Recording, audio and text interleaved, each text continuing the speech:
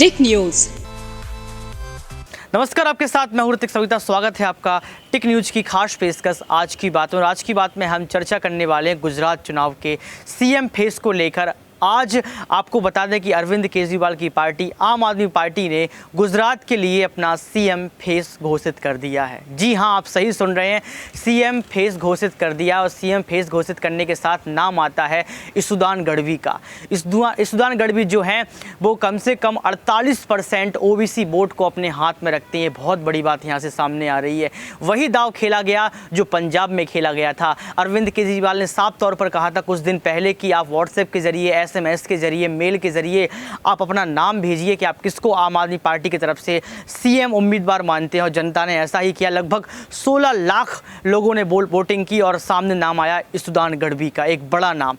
इस पर हम चर्चा करेंगे आज प्रांसी मैम से कि आपको क्या लगता है कि जो ईसुदान गढ़वी का जो आम आदमी पार्टी की तरफ से सीएम चेहरा आया है, इससे कितना खासा वोट बैंक आम आदमी पार्टी को मिल सकता है? क्योंकि अभी कयास लगाया जा रहा था कि लगभग 25 से 30 सीटें ही आम आदमी पार्टी को मिल सकती हैं। उसके बाद कहा जा रहा था कि 2017 में लगभग 77 सीटों पर कांग्रेस थी और लगभग 99 सीटों पर बीजेपी पार्टी थी।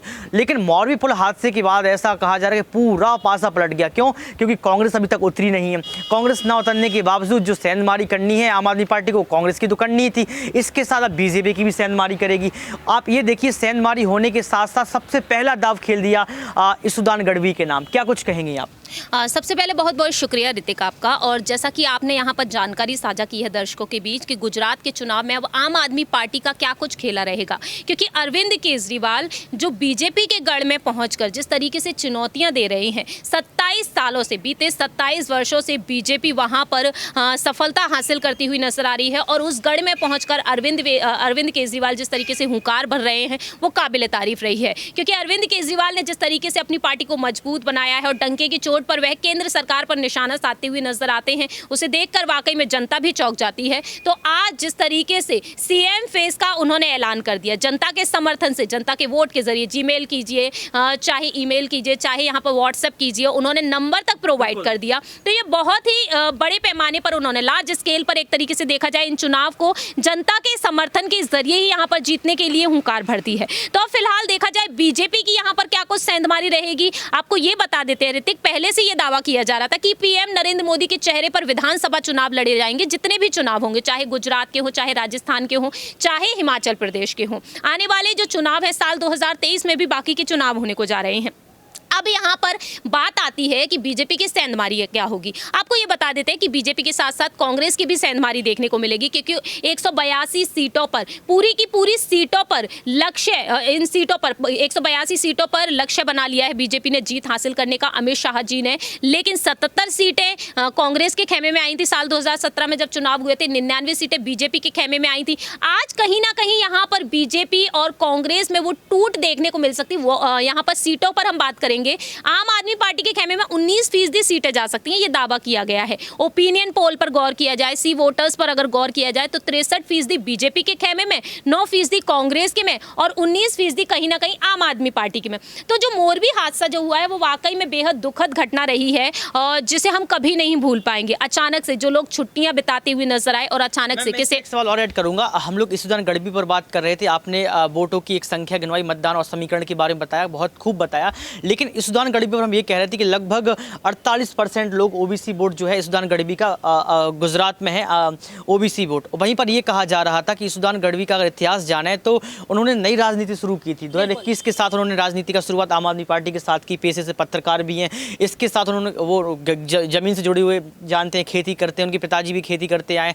तो यहाँ पर मैम एक सवाल ये करूँगा कि जहाँ पर ये कयास लगाया जा रहा था कि जिग्नेश मेवानी अगर वहाँ उतरते हैं कांग्रेस की तरफ से तो 7% वोट उनको जो है दलितों का मिलेगा, 25% वोट आदिवासी मिलेगा। और वहीं प्रियंका गांधी अगर उतर जाती हैं तो लगभग 12 से 15% वोट जो है वो महिलाओं का मिल सकता है। जबकि 77 सीटों की आपने आंकड़ा बताया है, उसको पूरा ऐड करके अगर देखा जाए तो लगभग 92% वोट कांग्रेस पार्टी के खेमे में जा सकता था। लेकिन अब ऐसा नजर नहीं आ रहा है। मौर्य पुल का आपने हादसा का जिक्र किया, इसके साथ मैं ये कह रहा हूँ कि 48% तो वोट ओबीसी का है ही। इसके साथ अगर सेंधमारी होती है तो इसमें जो है जो नया सीएम चेहरा उन्होंने घोषित किया है उससे कितना कुछ मिल सकता है आम आदमी पार्टी को फायदा? देखिए, यहाँ पर जिस तरीके से आपने जो जानकारी दी है इस सुदान गढ़वी के बारे में, एक तरीके से देखा जाए राजनीति में एक नया चेहरा है। साल 2021 में अगर उन्होंने एंट्री की है तो उनके जरिए आम आदमी पार्टी ने जो फैसला लिया है उस पर जीत हासिल करना वाकई में यहाँ पर एक बेहद बड़ी चुनौती खुद केजरीवाल के लिए भी है, क्योंकि एक नए चेहरे को आगे करना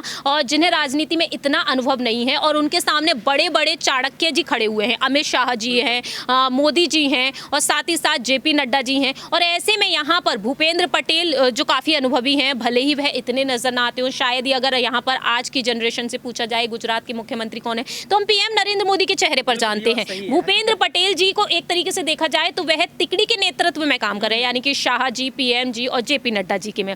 तो ऐसे में अब देखा जाए ईसुदान गढ़वी को अगर आगे रखा गया है तो ईसुदान गढ़वी फिलहाल तो चर्चा का विषय है ही, और साथ ही साथ उनके नाम को आज के लोग जानेंगे भी, क्योंकि एक युवा नेता के तौर पर उभर कर सामने आएंगे। और साथ ही साथ यहाँ पर जो ओबीसी वोट बैंक की आपने बात की, ओबीसी वोट बैंक पर मैं आपको याद दिला देती हूँ ऋतिक, राजस्थान में जो ओबीसी वोट बैंक को साधे रखा है वो अशोक गहलोत जी ने साध रखा है। कहीं ना कहीं अगर उन्हें उठाया जाता है तो ओबीसी वोट बैंक जो काफ़ी ह्यूज पैमाने पर है वहाँ पर है, और गुर्जर समाज को यहाँ पर सचिन पायलट संभालते हुए। तो हर एक समाज को संभालने के लिए यहाँ पर एक आपको ये नहीं लगता कि 48% अगर ओबीसी वोट को अगर इस दिन जो गढ़वी हैं, जो नया सीएम चेहरा आम आदमी पार्टी की तरफ से अगर वो संभाल लेते हैं, साथ में उनकी दिल्ली मॉडल की वो बार बार बात करते हैं, मोहल्ला क्लिनिक की, शिक्षा को लेकर वो बात करते हैं, तो अगर इससे अगर देखा जाए तो लगभग 10 से 20 सीटें तो पहले भी आ रही थी। अनुमान लगाया जा रहा था कि अगर गढ़वी सीएम फेस नहीं होते उसके बावजूद भी 10-15 सीट तो वो लेके आ ही रहे थे, लेकिन 48 में 15 सीटें उनकी मेहनत की बात कर जाए तो 48 + 15 अगर ऐड कर दिया जाए तो 50 से ऊपर निकल रही। वही सेंधमारी की हम लोग बात कर रहे थे, कांग्रेस की सेंधमारी और बीजेपी की सेंधमारी,